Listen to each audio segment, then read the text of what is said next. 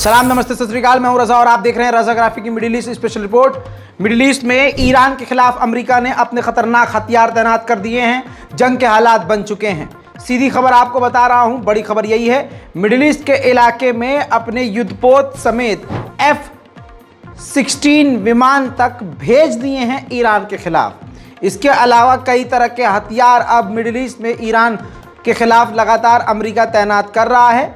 वजह यह है कि ईरान भी बार बार धमकी दे रहा है अमेरिका और वेस्ट के देशों को, और अपने समुद्री इलाके से जो भी दूसरे जहाज़ गुजर रहे हैं, टैंकर गुजर रहे हैं, चाहे वो अमेरिकी हो चाहे किसी और देश के, सीधा उनको सीज कर रहा है ईरान। बस इसी वजह से तनाव बढ़ गया है और जंग के हालात बनते नजर आ रहे हैं। उधर दोस्तों, सीरिया के अंदर आपको मैंने बताया था, अमेरिका के ड्रोन को परेशान किया है कई मर्तबा रूस के फाइटर जेट ने।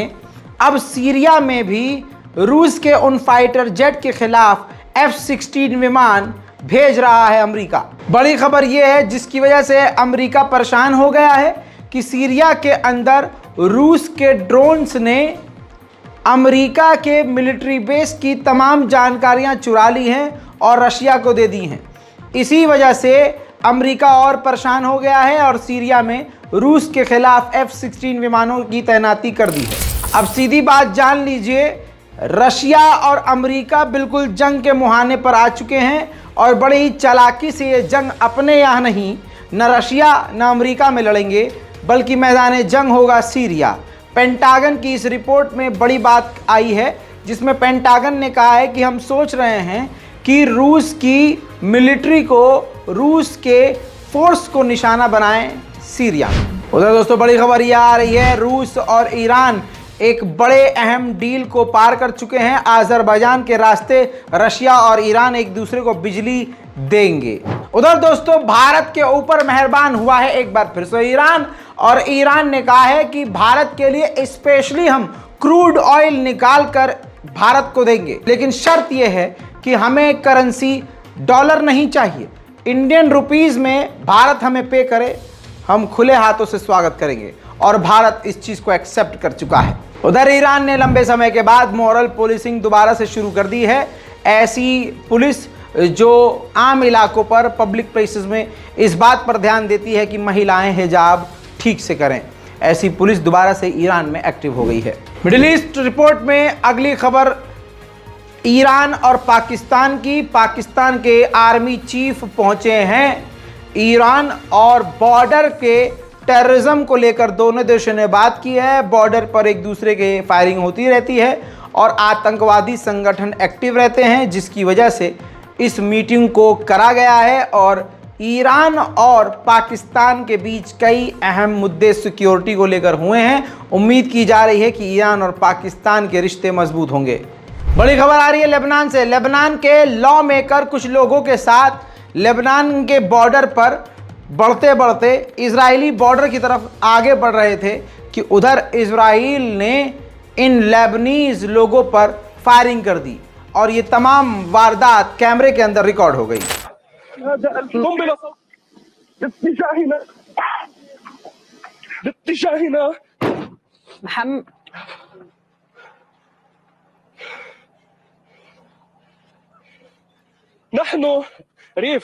نعم أسمعك محمد. أرجو منكم توخي الدقة والحذر، فهذا العدو هو يأخذ في هذه اللحظات الجنود وضعية القتال ويوجه بنادقه باتجاهنا وأسلحته باتجاهنا. لا نفهم لماذا. نحن وفد إعلامي موجودون عند الأراضي اللبنانية، ومن حقنا ومن حق لبنان أن يصل إلى أي بقعة من أرضنا. دكتور يعني إذا نتعرض للاعتداء في هذه اللحظات من قبل الإسرائيلي، إن كان بالقنابل المسيلة للدموع أو حتى بالقنابل، أنت منين دكتور، أو حتى بالقنابل الصوتية. يعني محمد أنت بخير؟ يعني أرجو. هي أراضي لبنانية يمكن أن تعرض أبناء قاسم هاشم تعرض النائب إصابة طفيفة. النائب قاسم هاشم لإصابة طفيفة.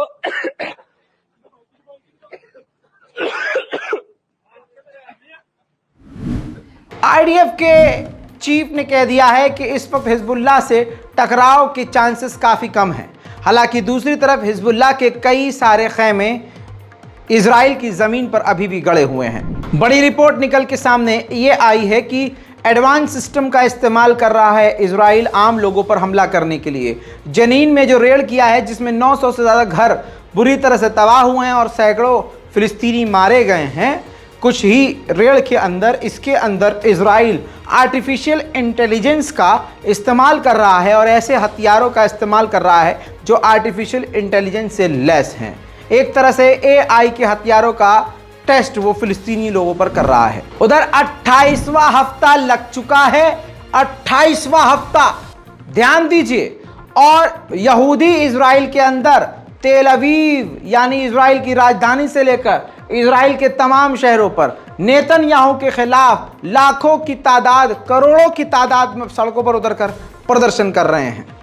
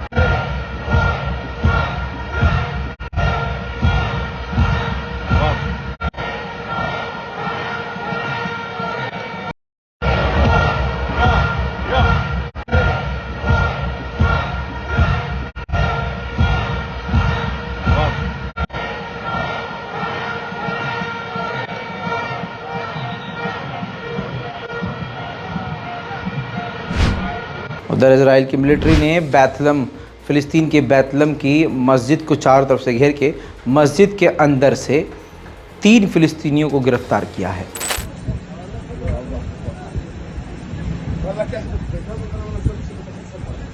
फ़िलिस्तीन के मेडिकल स्टूडेंट्स ने हज़ारों की तादाद में मस्जिद अल अक्सा के अंदर कसम खाई है कि मरते दम तक फ़िलिस्तीनियों की जानों को इजराइल के हमलों से बचाएंगे।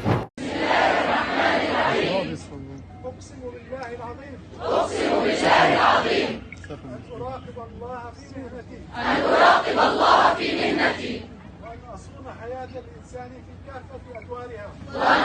حياة الإنسان في كافة أدوارها في كل الظروف والأحوال باذلا وسعي في استنقاذها من الهلاك والمرض والألم والقلق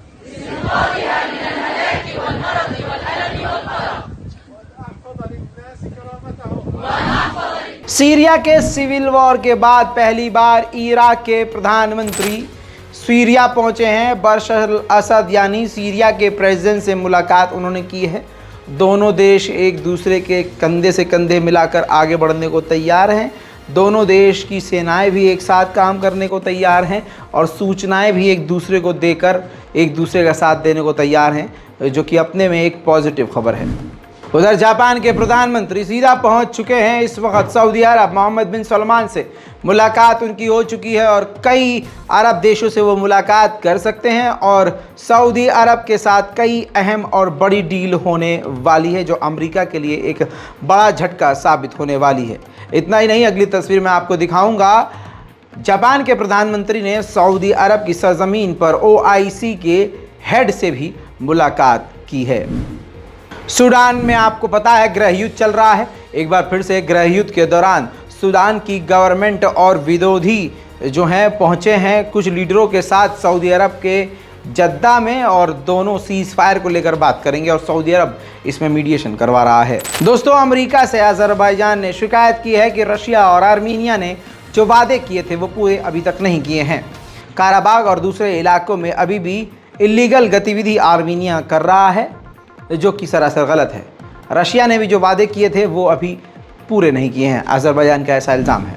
वहीं इजराइल के डिफेंस मिनिस्टर जब अज़रबैजान पहुंचे हैं तो अज़रबैजान के प्रेसिडेंट को उन्होंने डराया है ईरान के ड्रोन से। कहा शाहिद 136 ड्रोन जो है इजराइल समेत आपके देश अज़रबैजान के लिए भी ख़तरा हैं। और आपको बताना चाहेंगे कि आर्मीनिया ने भी ईरान के ड्रोन शाहिद का इस्तेमाल अज़रबैजान यानी आपके खिलाफ किया था। स्वीडन में सीरिया के 32 साल के एक मुस्लिम व्यक्ति ने परमिशन मांगी थी कि वो तौरा इजराइल की धार्मिक किताब को जलाने की परमिशन चाहता है और बाइबल को इजराइल की एम्बेसी के बाहर जलाना चाहता है। स्वीडन ने इसकी परमिशन दे दी थी। अब ये तस्वीर है जहां पर उसको बाइबल को और तोरा को जलाना था, लेकिन जलाने का जब वक्त आया तो उस व्यक्ति ने हाथ से लाइटर फेंक दिया और कहा कि मैं मुसलमान हूं, इस्लाम का मानने वाला हूं और हमारा इस्लाम, हमारा मजहब किसी की धार्मिक किताब को जलाने की इजाज़त नहीं देता, किसी का दिल दुखाने की इजाज़त नहीं देता। लिहाजा मैं यही चाहूँगा कि पूरी दुनिया में कोई भी मजहब की धार्मिक पवित्र किताब के साथ कोई अपमान न किया जाए। यूरोप और अमेरिका समेत पूरी दुनिया में ये वीडियो वायरल हो चुका है और एक वाहिद इंसान ने इस्लाम का असली मकसद दुनिया को दिखा दिया है। उधर मेरे दोस्तों, जहां ईरान को हिकारत से देखा जाता है, कहा जाता है कि महिलाओं को ईरान दबाता है, ऐसे लोगों के मुंह पर यह तमाचा है। ईरान की पहली महिला पायलट ने हवाई जहाज तेहरान में उड़ा लिया है, यानी तेजी से महिलाओं को पूरी तरह से सपोर्ट कर रहा है ईरान। इस तस्वीर में देख के आप समझ सकते हैं, जिसको सरकारी मीडिया के द्वारा पूरे ईरान और पूरी दुनिया में शाया किया गया है। महिला पायलट ने बड़े ही कामयाब तरीके से जहाज को उड़ाया है। कहा जा रहा है कि बहुत जल्द ईरान की अंतर्राष्ट्रीय उड़ानों में महिलाओं की भर्ती होगी, जिसमें वो पायलट का भी रोल निभा सकेंगी। मिडिल ईस्ट की स्पेशल रिपोर्ट में आज और अभी के लिए इतना ही। चैनल को सब्सक्राइब कीजिए। हमारे इंस्टाग्राम जो हमारा नया, मेरा खुद का अपना पर्सनल नया अकाउंट है, रज़ाग्राफी_ऑफिशियल, इस पर आइए, फॉलो कीजिए।